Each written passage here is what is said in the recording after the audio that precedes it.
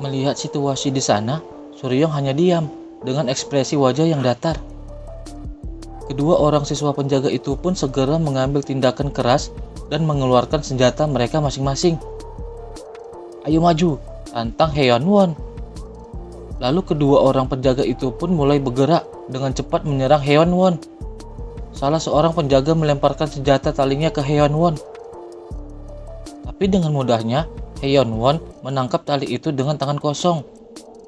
Tiba-tiba, rekan penjaga yang lain melompat tinggi ke Heyeonwon dan bersiap menyerang kembali dengan senjata pentungannya.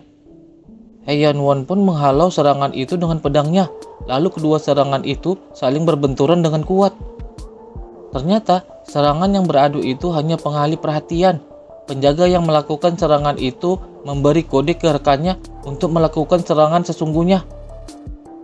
Dengan cepat, rekannya itu menyadari kesempatan itu dan segera menyerang.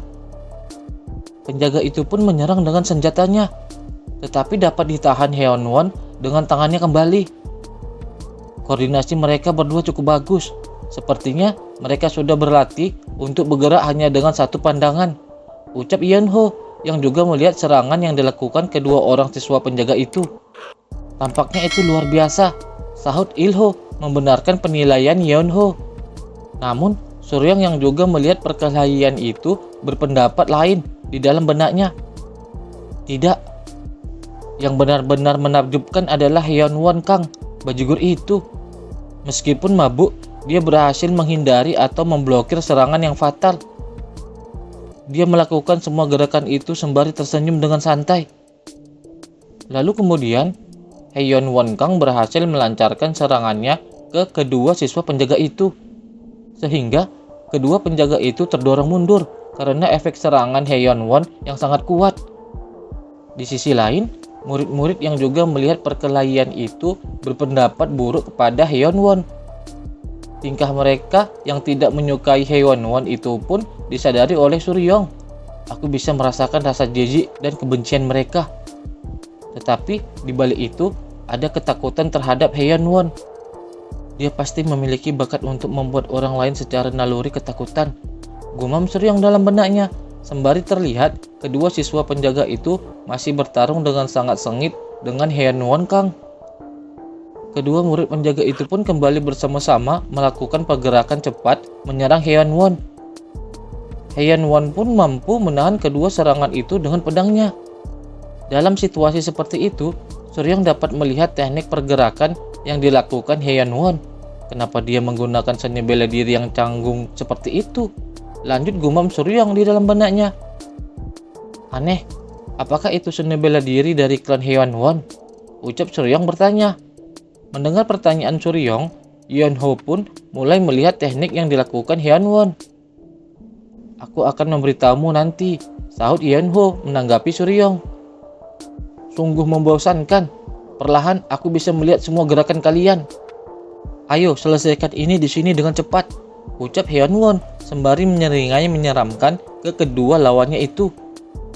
Seketika sebelum sempat Heyeonwon melakukan serangan terakhirnya, ada teriakan yang sangat keras memerintahkan berhenti. Melihat kesempatan itu, tiba-tiba dengan sangat cepat para siswa penjaga yang ada di sana mulai mengepung Heyeonwon. Jadi sekarang lebih banyak yang ingin datang kepadaku," ucap Heyeonwon menanggapi situasi yang dihadapinya itu. "Ini akan lama, haruskah kita menghentikannya sekarang?" tanya Yeonho. "Kita tidak bisa jika kita terlibat secara tidak sengaja ujian praktek kita," sahut Ilho menjawab ke Yeonho. Sementara Suryong hanya diam dan fokus melihat kejadian itu. "Bertindak dengan tepat, bajigur klan Heyeonwon terkutuk," ucap seseorang pria yang tadi berteriak menghentikan keributan itu sembari berjalan mendekat. "Peng Sayuk," ucap Heyeonwon dengan kesal sembari melirik ke arah pria yang menghentikannya tadi.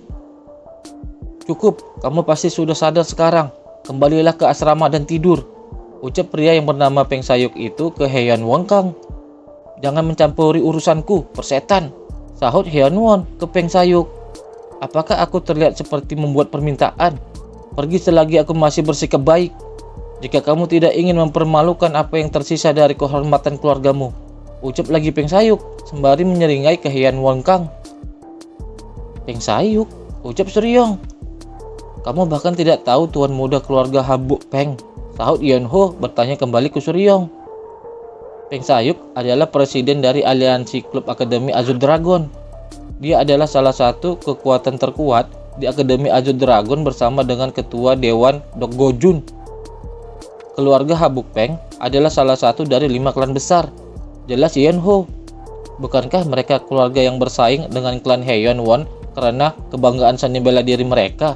Salah Suryong bertanya lagi. Sembari terlihat juga situasi Hyun Won dan Peng Sayuk saling bertatap-tatapan dengan sangat tajam, seakan mereka berdua bersiap bertarung. "Kau menyedihkan," ucap Hyun Won dengan kesal, sembari berjalan pergi meninggalkan Peng Sayuk. "Pemikiran yang bagus. Dengan begitu kamu akan dapat melindungi tikusmu seperti keluarga," sahut Peng Sayuk menyindir Hyun Won. Sementara Suryong dan Yeonho terlihat saling berbisik-bisik menggosipkan latar belakang keluarga Peng Sayuk dan Hyun Won Kang.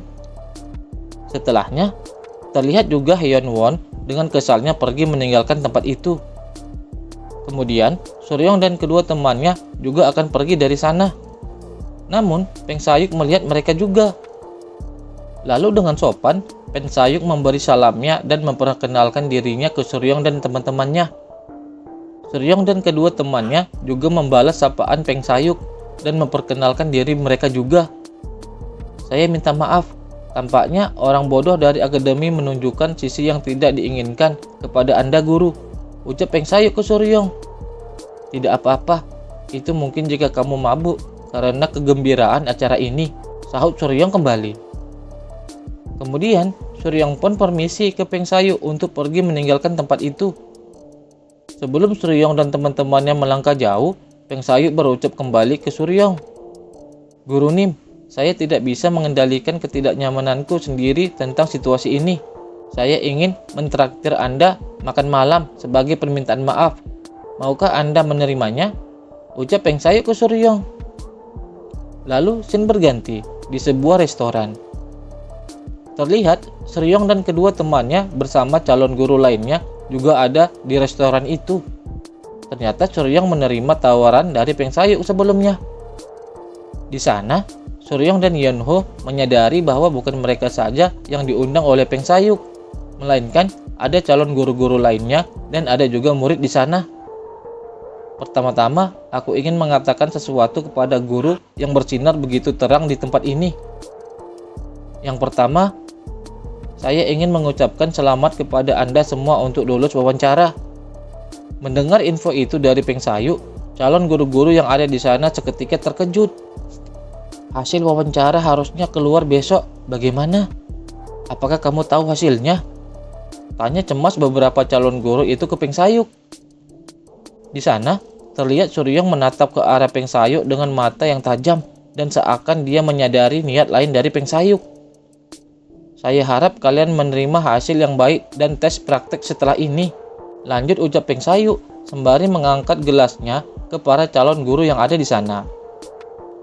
Sontak, sebagian besar calon guru yang ada di sana menunjukkan keberpihakannya kepada Peng Sayuk. "Apa-apaan bajugur itu? Dia adalah hinaan besar dari penerus salah satu 5 klan besar." "Apa-apaan bajugur itu? Dia adalah hinaan besar dari penerus salah satu 5 klan besar," ucap Yeonho dengan kesalnya. Mengerti juga maksud yang dilakukan Peng Sayuk kala itu. "Jangan terlalu bersemangat. Pesan saja minuman dan makanan ringan yang mahal," sahut Suryong menanggapi ucapan Yeonho. "Aku akan pergi ke kamar mandi sebentar," lanjut ucap Suryong ke Yeonho. Ketika Suryong berjalan keluar dari restoran itu, terlihat ada seseorang yang dengan tergesa-gesa berlari di depan Suryong. Kala itu, Suryong tiba-tiba menghentikan orang itu. "Bisakah kau membawa seseorang ke sini?" ucap Suryong ke orang itu. "Permisi, maaf, tapi saya cukup sibuk," jawab orang itu ke Suryong. Kemudian, Suryong membisikkan sesuatu ke orang itu yang membuatnya sangat kaget setelah mendengarnya. Lalu, ia pun dengan cepat langsung mematuhi apa yang Suryong perintahkan kepadanya tadi. Tak lama, Ilho keluar dari tempat itu dan menghampiri Suryong dengan tergesa-gesa. Ada keributan di lantai atas, ucap Ilho memberitahu Suryong. Terjadi pertarungan, tanya Suryong.